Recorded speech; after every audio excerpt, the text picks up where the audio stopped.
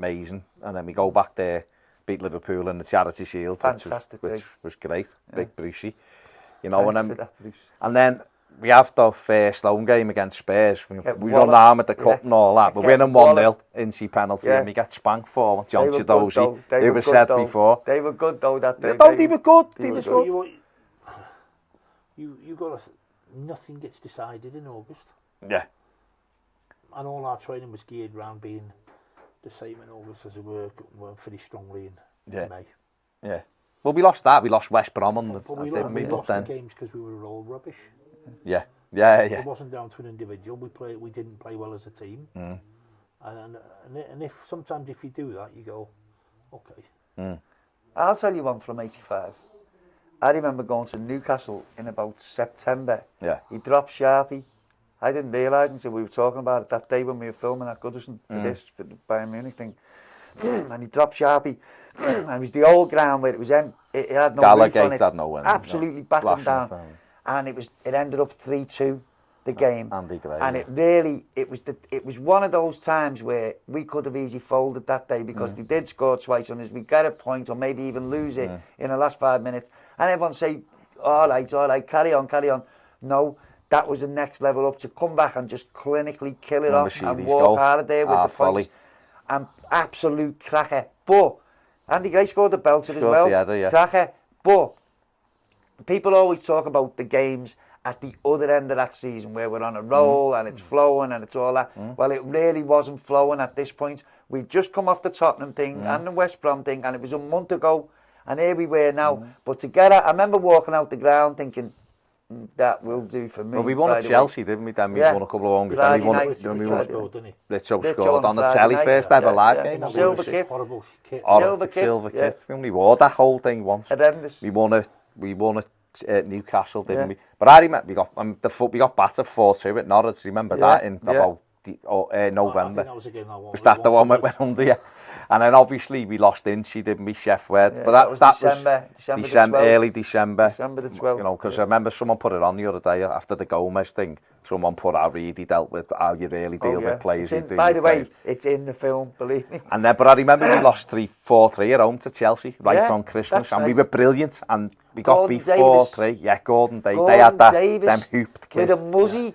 But with horrible little weird moustache, Kerry Dixon and all, Gordon Jury, all of them. They beat us 4-3, they had a red kit on. Right on Christmas, and I remember walking out the ground thinking, I'd be having a nervous breakdown now, but I remember walking out as a kid thinking, we were brilliant there. I don't know how we lost that game, we got beat 4-3, but we just bounced back again and we come into that second half of the season. But even in like the early part of the Cup Winners' Cup, remember UCD had a free kick in the last minute, literally in the day, and I'm thinking, please, Nev, because if they score, we're out, away you go, because we'd drawn 0-0 over there. The whole thing we didn't have any other trouble throughout that competition. If you look at results-wise, the way we played, we won in Bratislava, Brace scored and Sittard and stuff like that. But going into the league, we had some magnificent performances that season, even earlier than when you get to Sunderland and everyone holds that up. Remember Newcastle at home, we beat them 4-0, we blitzed them, absolutely blitzed them, and there was all of that going. Obviously, we haven't spoke about Anfield, United. When you look at if you take games in isolation, that's what, you just concentrate on the next game. But, and people keep going, oh, you don't really do that. Well, go show you.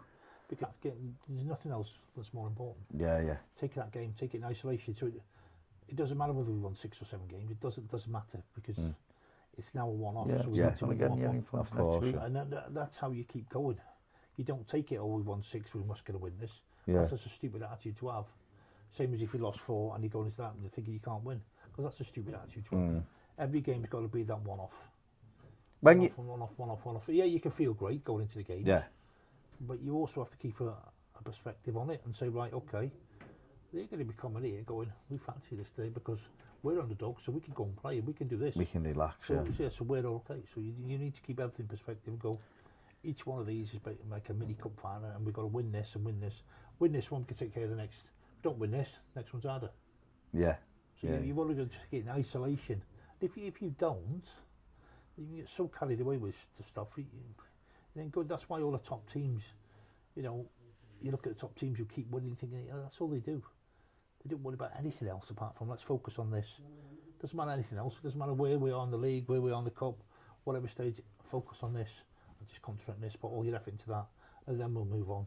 Because from this, we carry 6 injuries into that. Yeah. But it doesn't matter because and that's sometimes I look at that. I look at people now who change the teams. You know, and I'm looking at cup runs and going, right, 6 games you could be in the FA Cup final, 6 games you can be in that whatever. Caribou. Caribou was an animal. The cup final. It's Carabao. Yeah, Caribou is an animal. So I'm thinking, right, okay. So why are you worried about Saturday? Why not just go and try and win the cup game, and then try and win the next one, then try and win the next one? Well, why do you need to change the team? And then what I don't like is that people say, well, it's a squad game, you've got to give everyone a game. Well, if the squad was any good, you'd be in the first team anyway. Yeah. So are you trying to tell me that you're deliberately put a weakened team in, or are you telling me that there's only 15 or there's only 11 that you can play every week and they're the best ones, and so the other 14 are substandard? They're just substandard. So if they're substandard and we're going to weaken the side by playing them, why have you signed them in the first place? Yeah. So are you tell me that we have a squad of 25 that can all play in the Premier League and not to the detriment of the team? And if that's a yes, great. So don't tell me that you're weakening your team. You might not be playing the same team, but you can't weaken it because you're putting these people in. Yeah. If you then come out as a manager and say, well, I've got to play these squads, it implies that they aren't as good as the ones he's playing in on a regular basis. Yeah. So what are they there for? And that's how I look at the cup competition, thinking, right, play your best team. Always play your best team. And it's up to the others to get the team. And when you come knocking on my door, I say, no, I'm ready to game, yes, because basically, mate, you've done nothing. You're not doing and he's better than you. So until you show me something better, fine. And it doesn't matter who you are. Because once you go out and someone else plays better, you stay out until he has a bad game. And if he's better than you, he stays in. I don't care who you are, it doesn't matter. Because that's all that happens. You've got to be better than the fellow in front of you. If you're not, you don't play. So whether you have 25 or 55 in your squad, it don't matter. The best ones play every week. Because that's what they should be doing, shouldn't they? Well, theoretically, yeah. So why have a 25-man squad? In case you get injuries. So what's the 23s for? No, I agree. I remember you saying, hearing you talking on the radio once, years ago, about when they decided to change from 3 subs to 5 or 7. And I remember you saying, and at the time I disagreed. Now you were 100% right. And you were like, well, it's just an excuse for players to sit on benches and earn a bit more money and keep people happy. And I was thinking, yeah, but as a fan, but in your mind, you've got all this choice if you get an injury. But now, all it's done is ruin football, because it means that teams can stockpile. But I also think it's... And players, I'm happy to sit on your bench for I could play for him in this team. Look at Richard Wright. Be fair to Richard Wright. He's shot more benches than most of the judges I know. Right? And he made a fortune out of it, didn't he? Which is fair enough. Yeah. But fair enough, he was third goal here and then everywhere, and he did well. But what I don't like, when I look at a bench, I'm going, right, if I'm manager and I look at the bench, I'm going, right, we're going to play this way. If it don't go right, how am I going to change it? Right, and go, right, okay, have we got someone like Duncan that we can bring on who's great in the air? Have we got a little bit more pace when it gets, have we got something else? Have we got somebody who can go in there and just upset everybody? Have we got someone to defend? No, perhaps. But you've got to have the bench is all about alternatives, as well as people who can go and do a job to fit in. Yeah. Phil Neville made a career out of being half decent at most positions. Yeah. So you can have him on a bench and he can fill most of your positions. Yeah. And then you've got to say, right, okay, if we keep playing these 3 strikers, have we got an alternative for that striker? And if we haven't, why haven't we?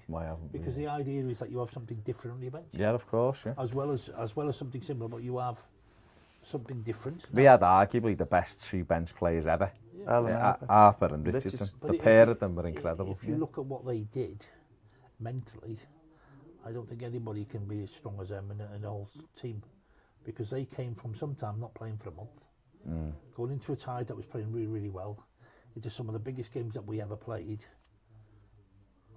out of position, and he just filled the hole. And done a decent job, done a good job. Nobody else was missed. Yeah. Let's be honest, I don't think we missed any player ever apart from one, that was Sheeds. Yeah. And yet, the first cup we won, Richo played. Richo was left wing, and he puts the cross in, which we eventually scored. The only reason I say was Sheeds is because right foot, by the way.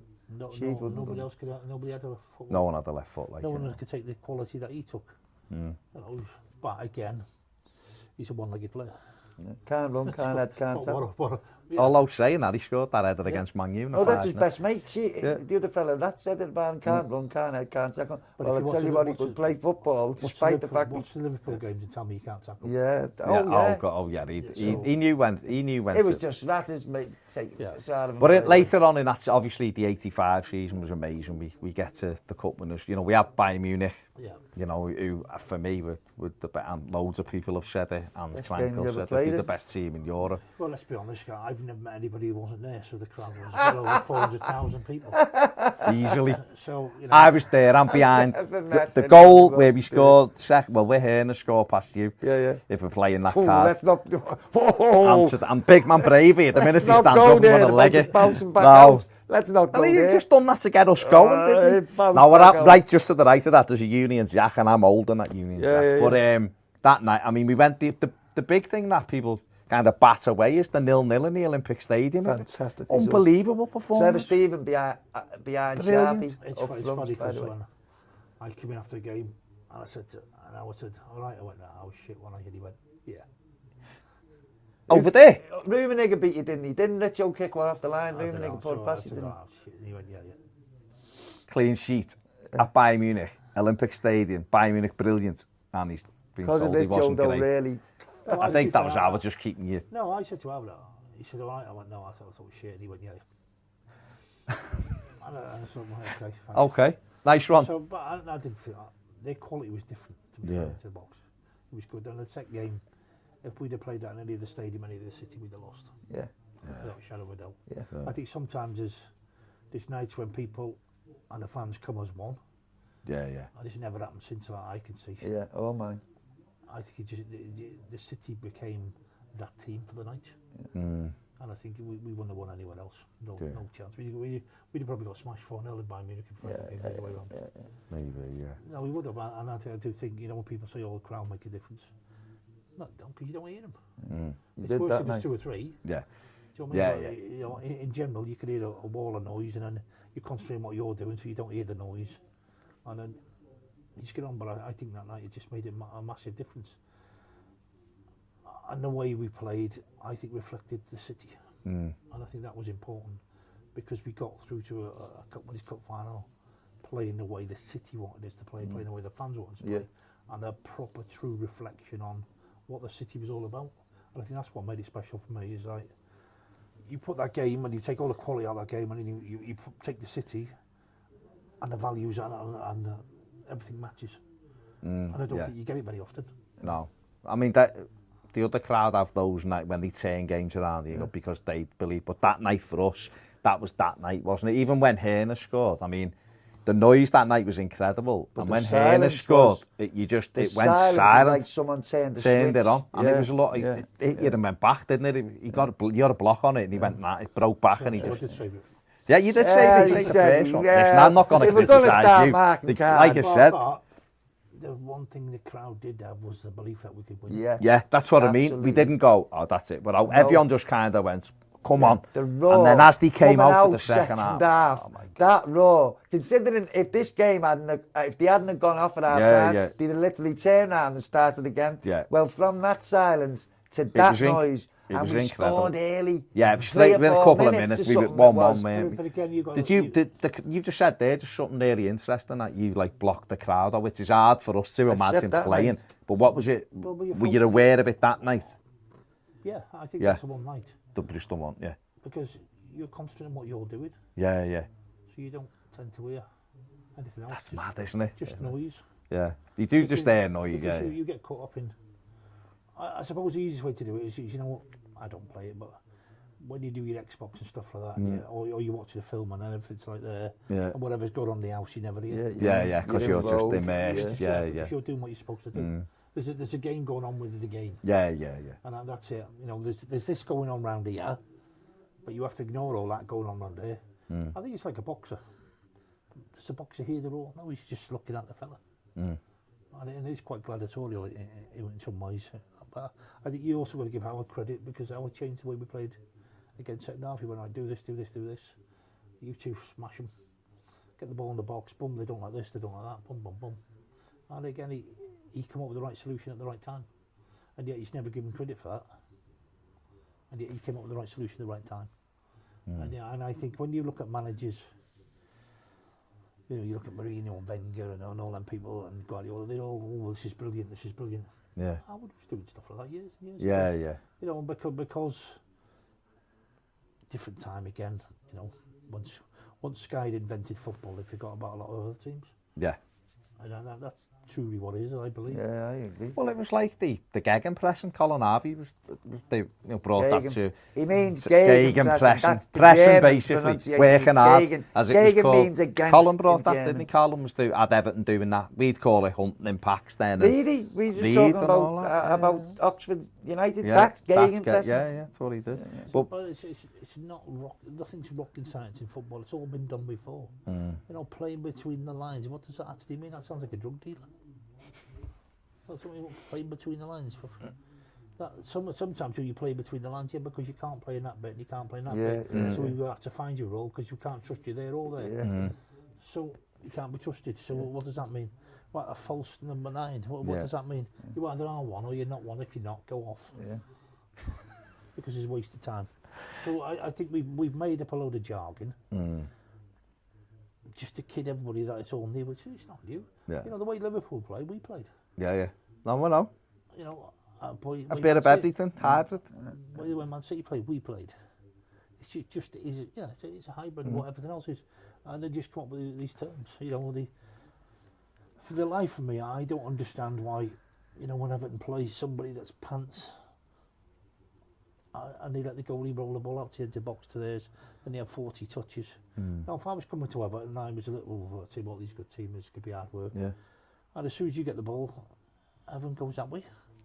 Well, you've just given me half a place to play in. So you've given me half a pitch. Why have you given me half a pitch to play in? Now I can knock it about. Well, we'll start feeling good here. Yeah. Sheffield United, a perfect example. Yeah. Yeah. Right, I feel great here now. I can knock this, knock that. Shed their loads. Sheffield United had one ploy. They smashed him to the big fella. Yeah. Yeah. And they tried to get the bits off him. Just get the bits off. Right, so, okay. So let's not let him roll the ball out.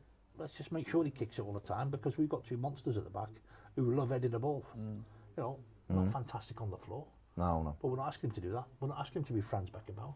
We're asking him to defend. So let him kick into him. You two monsters go and smash him. Happy days, we get the ball back all the time. Don't give him half a pitch to play in because they'll start getting the confidence up. And I see it, Wales do it a lot against Azerbaijan and pants teams like that. And you're thinking, why would you give possession away when it's so hard to get? Yeah. But you're giving them half a pitch. Why are you showing them that much respect? They're not as good as you, so stop it. You're playing at home. Make sure that every team that comes, especially like Liverpool as well. Why would you let Liverpool roll the ball out of the back and drop off? What for? And then they can play through. Well, they can't if they have to kick it.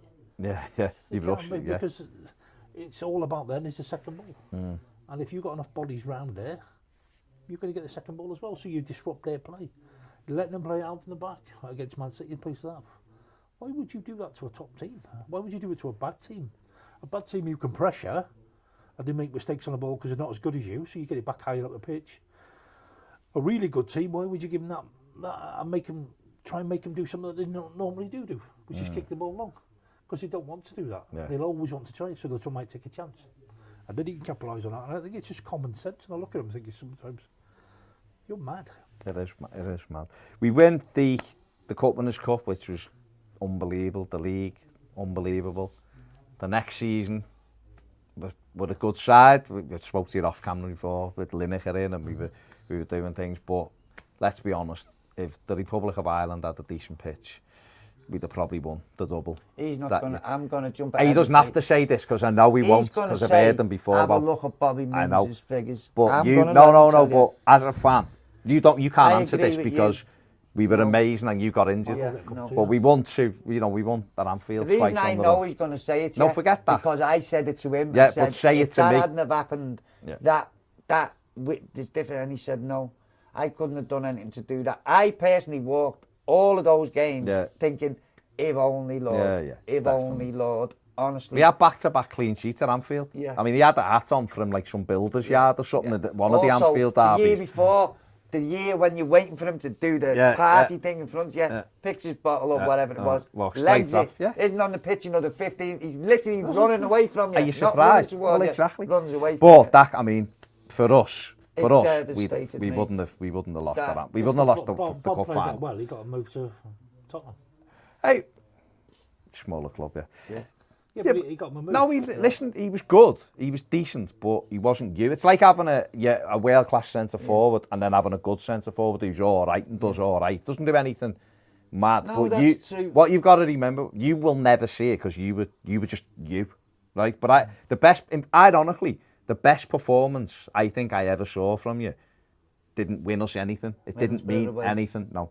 Coventry City... 87, 88, Tony Cotty scored. We won 1-0. Saved the penalty from Brian Kilcline, by the way, who hit the ball harder than anyone. Smashed it, he saved it. But Greg Downs hit a free kick and put his arms up. Go, if you can find it on YouTube, find it. He hits it. Put his arms up like that. And he just comes from nowhere and flicks it over. We got battered and we won 1-0. Cotty scored. Second game of the season. I know, because I remember taking the piss out of Tony after the game. Because Tony had his scrapbook, didn't he? Oh, yeah. He was always talking about goals. He scored another one, have you? Because I'm sure he score against He scored the hat-trick the week before.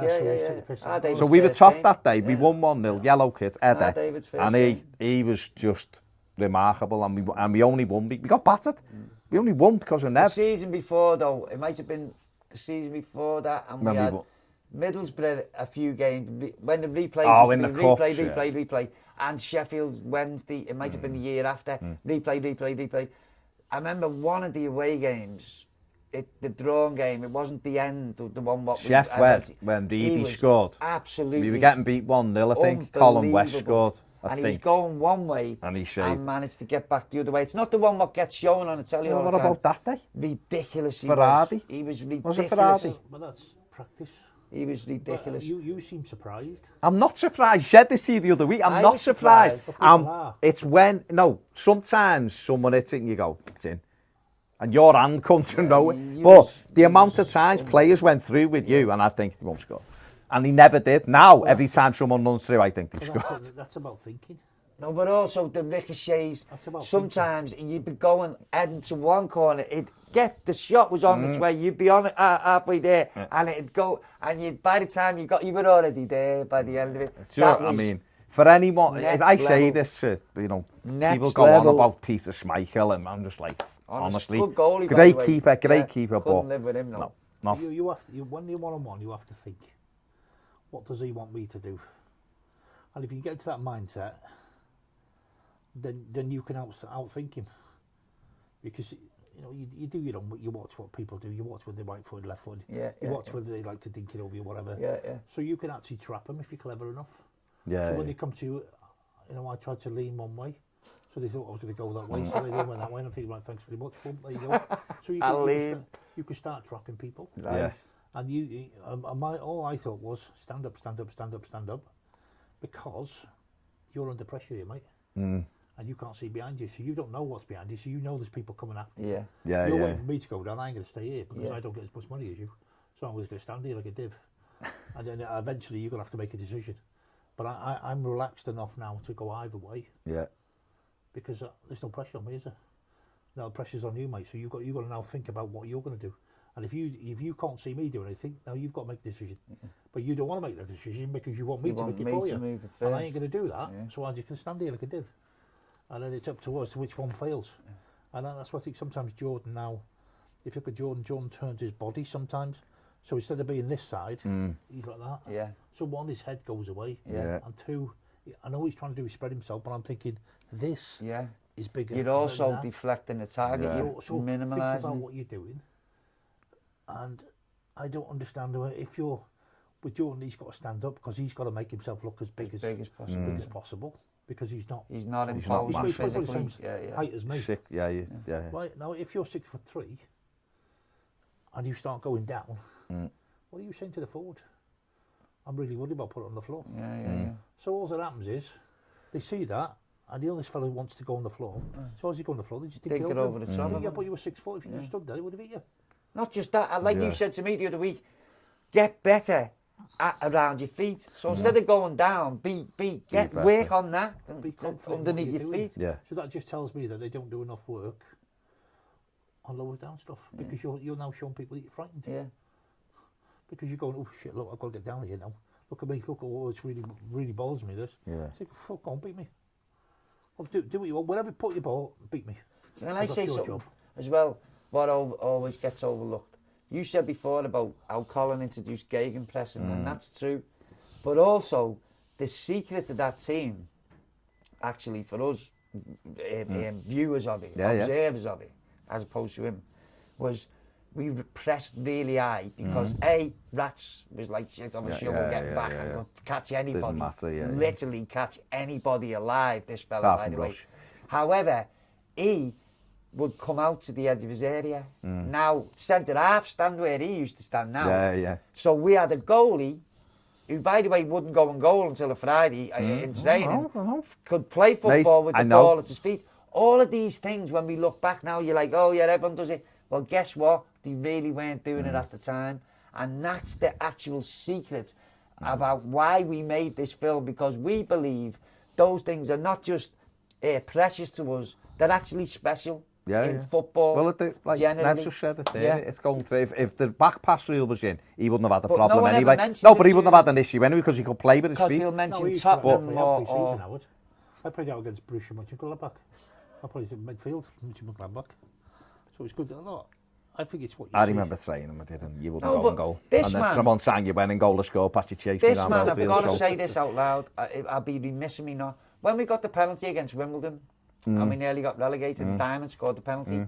He wanted to take the penalty. Yeah, it wouldn't have surprised me. Because he looked at the situation and said, this is my club, my house, and this is not happening today. Well, in the end, he took the ball off him, but he actually... We were talking about Duncan Ferguson before, about people standing up, about characters. He was the goddamn goalie. And stood up and said, give me the ball. Yeah, because I had two choices. I was scoring a miss. No, but that's incredible to have you that about you. To say, well, I'll do it. I'll do it. I want to do it. It's that's my club. Why you're an icon to us. They should do. Yeah, I know they have, but... That's all I look at it. Is what's the worst case scenario here? I miss. Okay, a miss. But the bottle to take it, you know what I'm talking about. You shouldn't worry about that. You know what I mean. Don't forget, you're always going to see it differently to us because you're in it in the moment, and you can control. I look at it a different way than you look at it. I just think, well, I'll take it. When I found out about that, it nearly made me cry. I swear it nearly made me cry. It doesn't surprise me what you're honest. You just got to go with them, yeah. What was the best? I'll have to ask this for you, and I've kept you for hours, so I apologise. But what league was the more tougher to win in your eyes? The 85 one or the 87 one? The 87 one only because I'd been injured for so long, and by the time we won it, I couldn't wait for it to finish. Yeah. Could you not? Because if you look at Gomez's injury now, I didn't break my leg, but I dislocated my ankle. Yeah. I was out 9 months. And I came back and I was great for the first 10 games. Felt fantastic because I'm living on adrenaline. And the worry about, whether it's going to hold up or not. Yeah. Get back them 10 games because I think you come back in the October. It got over Christmas and then come to the end of January, I'm like, this is hard work. Feeling it? Mentally, yeah. Physically, fantastic. Oh, okay. Mentally, I found the games really hard. And I had to make sure that I tried to rest my head in a week because when you're out for a long time, there's always a doubt whether you come back. And if John Clinkell's here tonight, he's supposed to be coming. Then he'll tell you me and him nearly had a fight every day. Because he'd say, right, go and run one lap of the pitch. And I'd go, no, show off. Doing that, I want to do this, and I want to do that. No, do this. We ended up really fighting. What he didn't know is that I was going to the gym with tell his dad I couldn't do it loads. So we never told him. And at the time, we had a real barley out on the pitch, and he said, well, and I went and did it. I pulled my Achilles. So he was right, but we nearly had a fight every day. So, and then when you come back after all of that, you're basically going like I was lucky because the first tackle, I think we played Watford, and I had a block tackle outside the box with somebody. And I thought, happy days, that's all right, because mine was basically a paratrooper's injury, where you landed, it goes, So, and then you get through that, and then you get past Christmas, and I mean, even though we're winning, and half of you feels great, the other half is going, my body's relaxed, my brain's relaxed. I'm no longer here. I'm now here because I fought for 9 months to get back to where I wanted to get. And I worked really hard, and all of a sudden, I'm going deflated a bit, because I've done what I've set out to do. I've come back. Yeah. Well, I didn't think I was good. You know, it was hard work to do it, and all of a sudden, then you get these games, and you're trying to get back to this level, and I'm probably there. Yeah. And then we won the league, and it was honestly coming back. They were all buzzing about with the bus, and I was thinking, thank God for that. I wonder if I can go and see him and say I ain't going to play anymore. Really? Yeah. And I thought, no, I can't do that. I want to finish the season. And but the last couple of games, to be fair, I felt like a boxer who's punch drunk. I just had enough, but I just needed to finish the season because mentally I'd gone. Yeah. Mentally I was just, and then when I look at people and they come back, and you look at Seamus and you think he's been out for a long time, and he comes back and he's good, and then all of a sudden he has a dip. Yeah. There's your dip. Because mentally it's hard work. Yeah. And people don't realise that to get back to where you want it to be, it takes an awful lot of effort and a lot of willpower and a lot of mental strength, and all of a sudden you get to a point where your body relaxes. You know, it's like if you've been working hard all week and then you get your 2 weeks holiday, and just as you're relaxing, you go back, you get ill, you get a cold. Yeah, so I wonder why that is. That's because your body said to you, oh, you need a rest, man. I can relax now, You need a rest. Yeah. I've kept you nice and tight, and you're all there to accomplish what you need to accomplish, but now you're here. Yeah. And your body goes, and all of a sudden you go, oh, I'm so tired. I'm really, really tired. When can this season finish? I probably, if I'd have had a couple of weeks rest somewhere, would have been all right. Would have refreshed you again, yeah. So, you know, you look at that and you think, but you wanted to play because we're in the league and, you know, it's hard. By the way, though, that team, also, the injury... Well, we had mad injuries, Brian Bone said the Holy Trinity team are the only three-man team to win the title. Well, that's not true. Kevin Sheedy, Trevor Stephen and Adrian Heath were the three men who won us that title that year because everybody else got injured for extended 10 games plus injuries. I remember Reedy coming back. It always slides by. That was an absolute stroke of genius. Games I played before I came back. Yeah. Do you know how many games I actually played before I come back in the first team? One. I think. I'm sure I played an 18 game and another one. And they threw me straight back in. Yeah. And that was it. Yeah. Sharpie was out, Van den Houw was out, everyone was out. It was either one game or a couple of games. That's mad. And that was it. And then I thought, like, okay. I was fit enough. That was how good you were, though. We had to get it was a reputation. Well, we've got Paul Power, didn't we? And he was brilliant, wasn't he? Because he come in as cover, but started and was brilliant, wasn't he? So it was a marvellous. I think for me that mentally that was hard to win. Yeah. And I was glad we won it. But it didn't feel the same as the first one. No, because that was rampaging everywhere. No, but because I was a different place mentally, Dave. Oh yeah, I was. You know, after we played one of the game, it's that stupid one of the Simod Cup games when we lost.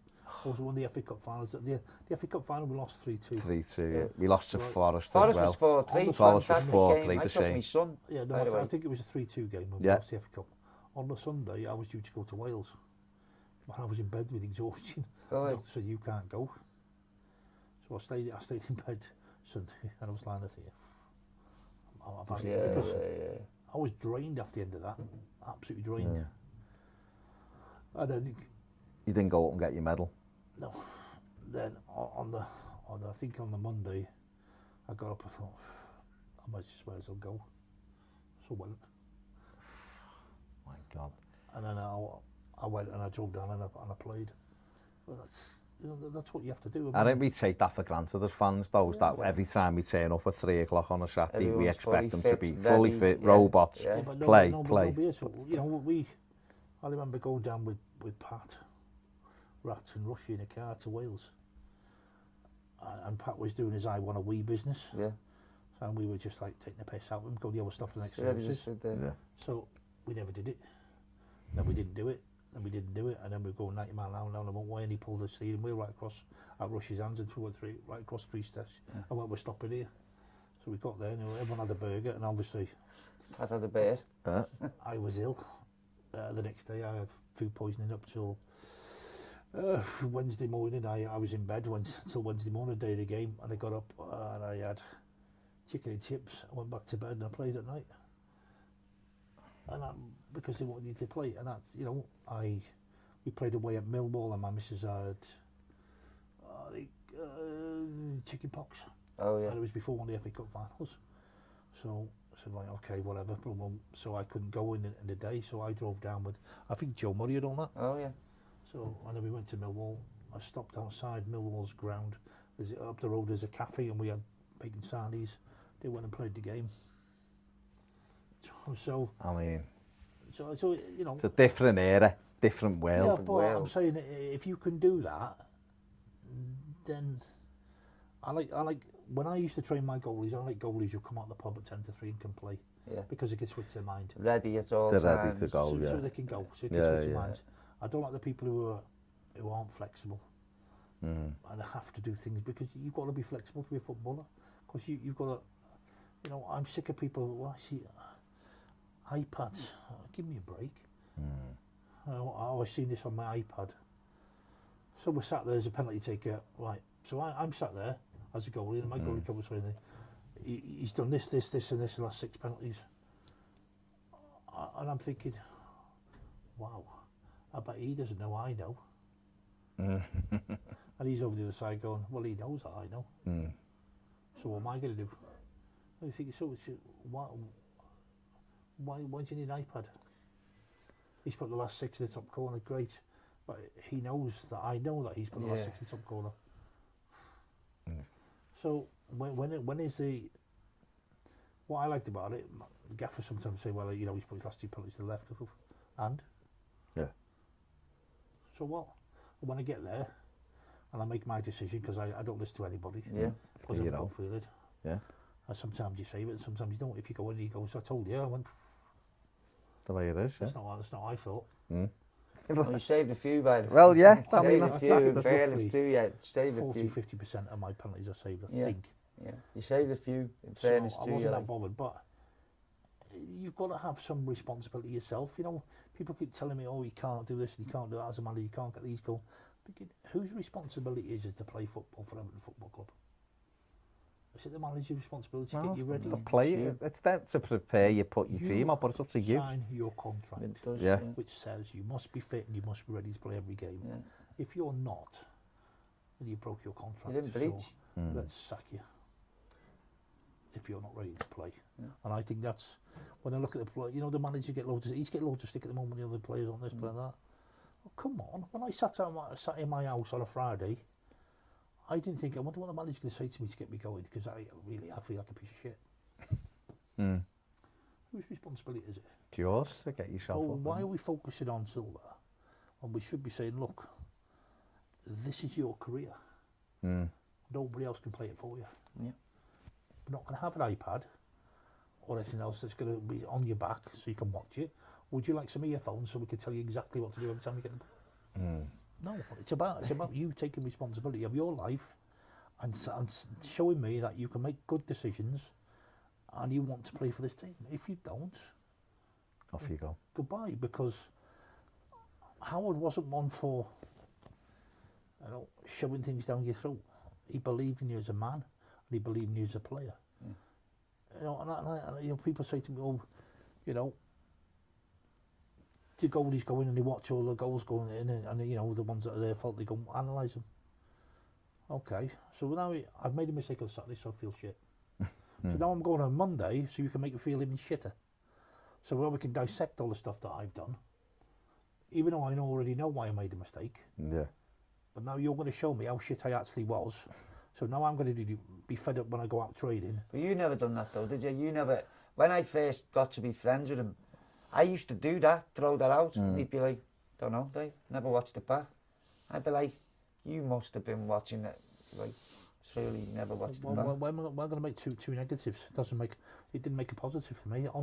My positive side was, if I didn't know I made a mistake, then I'd be struggling because there's something wrong. Yeah. If I can't work it out.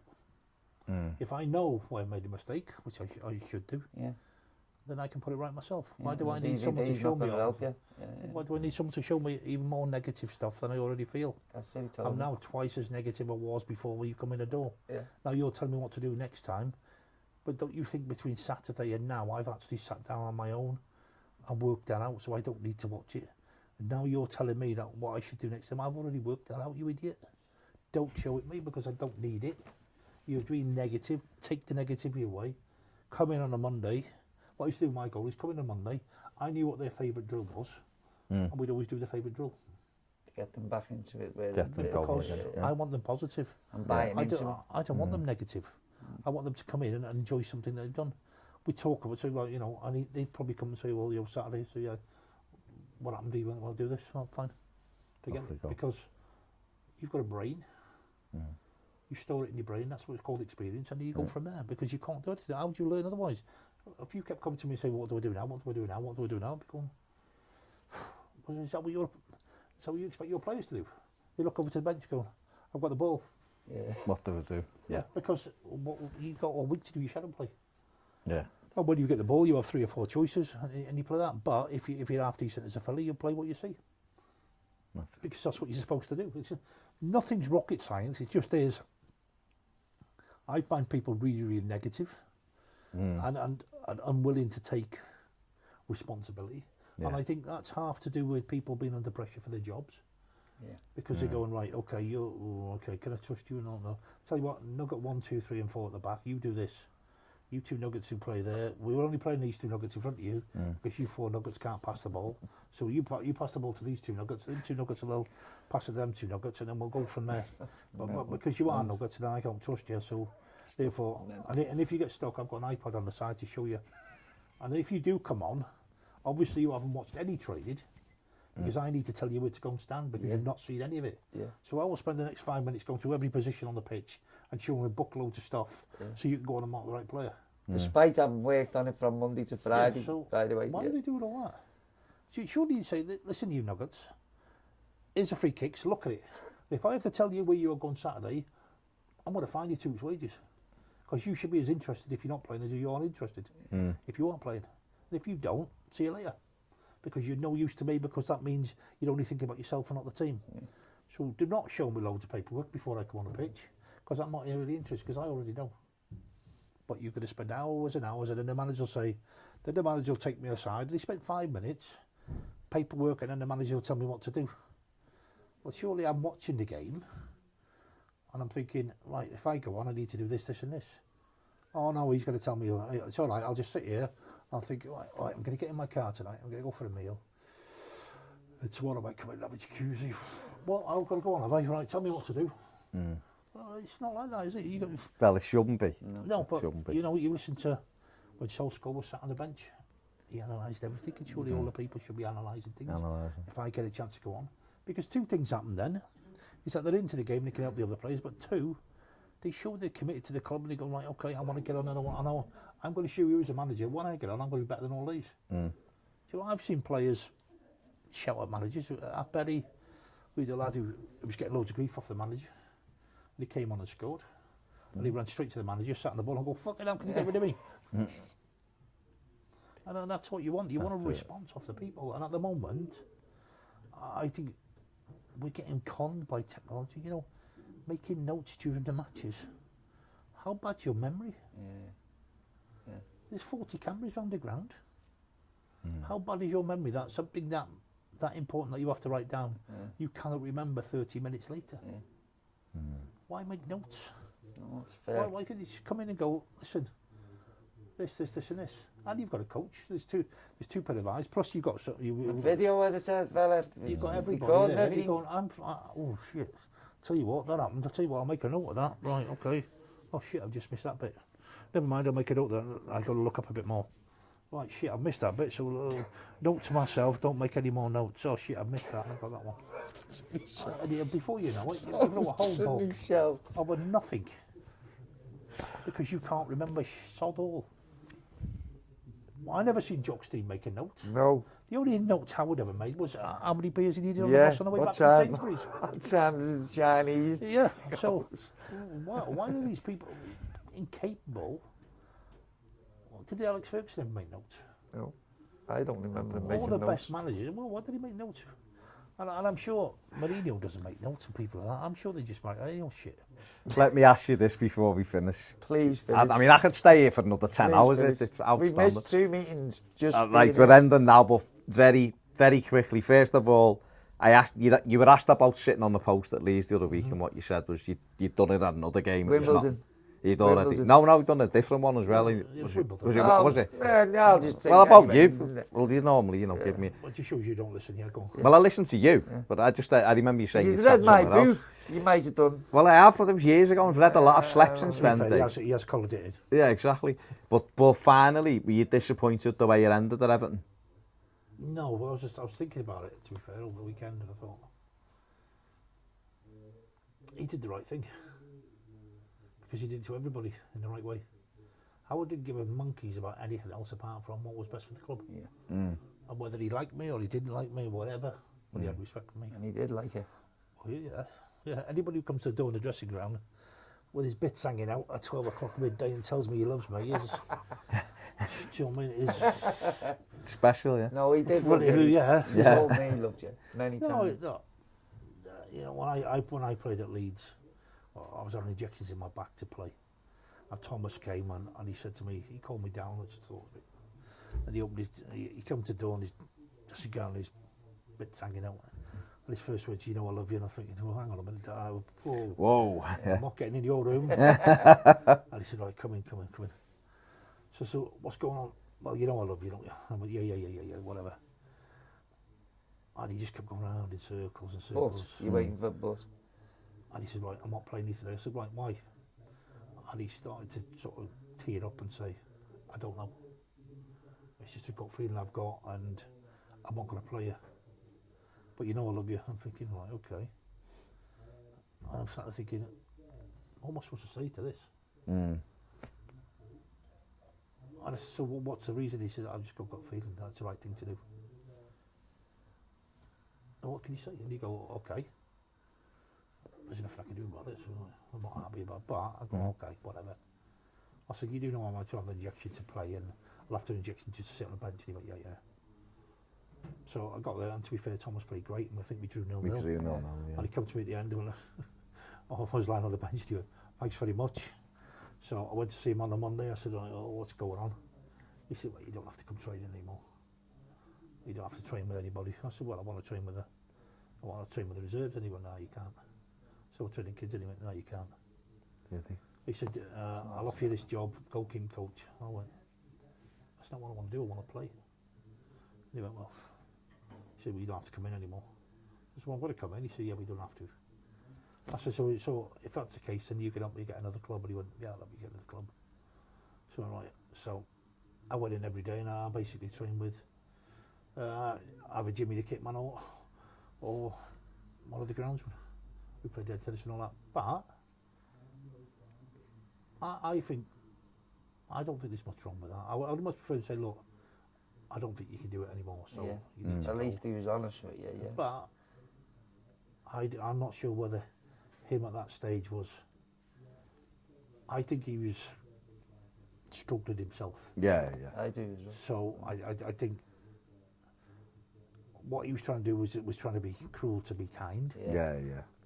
Maybe it was me being thick going, obviously you don't want it, you may as well go. I thought, well, not having that because I got a bit of a contract. And I managed to get to Stoke, which was, to be fair, I would have better off stayed with the kit man, to be fair, than I was going to Stoke, because me and the kit man played more football than any of Stoke at the time, because we got relegated because it was useless. Yeah.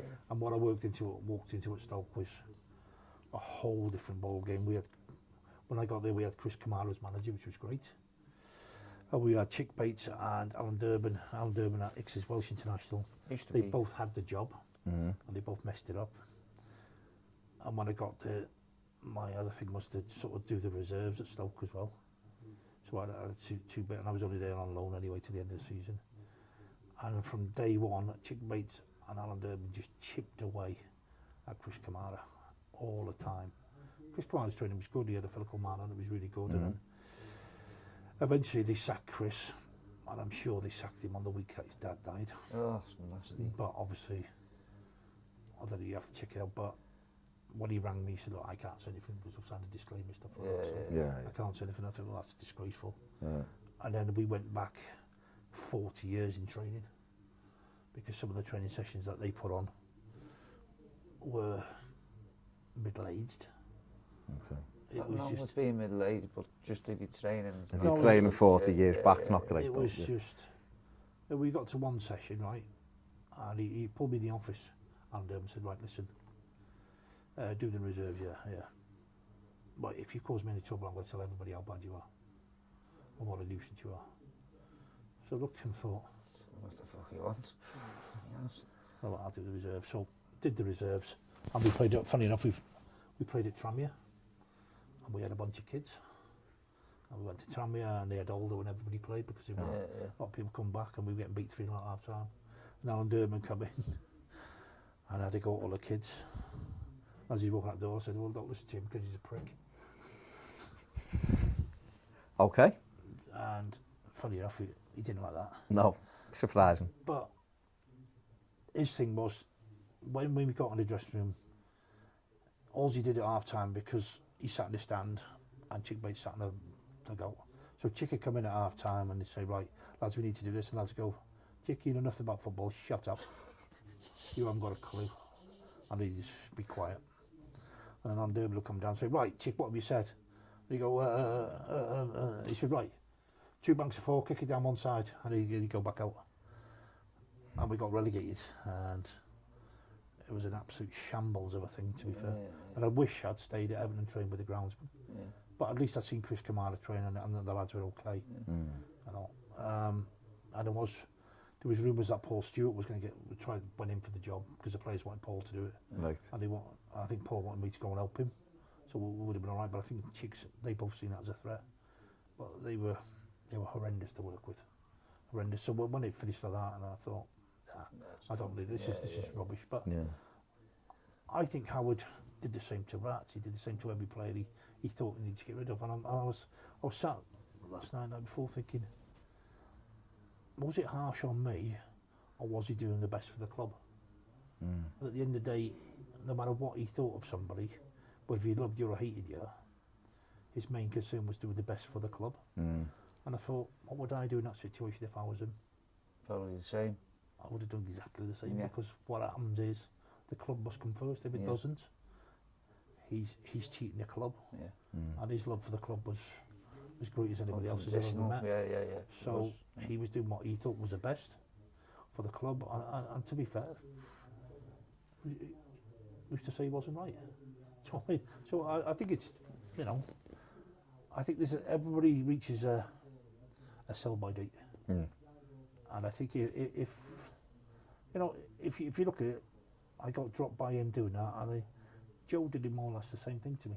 We played at Newcastle, and he said, I'm not playing you, and I said, why not? And he said, well, you'll understand when you get older. And I thought, well, I'm pretty 38, so I think I understand now. But, and then I went to see him after and said, look, Chelsea want to sign me. He wouldn't let me go to Chelsea because they come in with an offer, and they wouldn't let me go. They wanted 100 grand for me after 17 years. Yeah, should have just let you. Which, no, I don't think it was Joe's position, to be fair. And I said to Joe, if you tell me I'm shit and you don't fancy me, that's fine, I can go. Yeah. It's not a problem. And he thought, well, no, I'm not saying that. So I really liked Joe and Willie. I thought they were brilliant as a pair. They reminded me lots of Colin and that.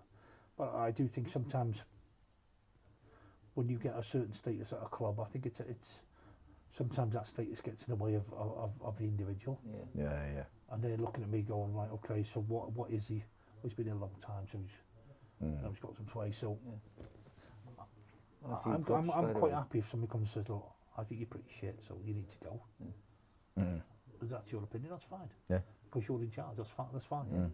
I'd rather them both done that, but they were probably having, from the other side of it, they were probably trying to be nice. You know, I know what Joe was saying. Joe was saying, you know, if you do go into management, there'll be a time when your time you'll have to do the decision, which is fine. So I understood that, and that's another thing is that obviously Paul came into the team, and I had a choice: then do I treat Paul as my enemy or try and get into the game? And I thought, well, John Forrest has helped me Jamal's helped me. I was going to say Jamal. So my people, my experience says, what's got to come first? I can have a moan up after the match. Yeah.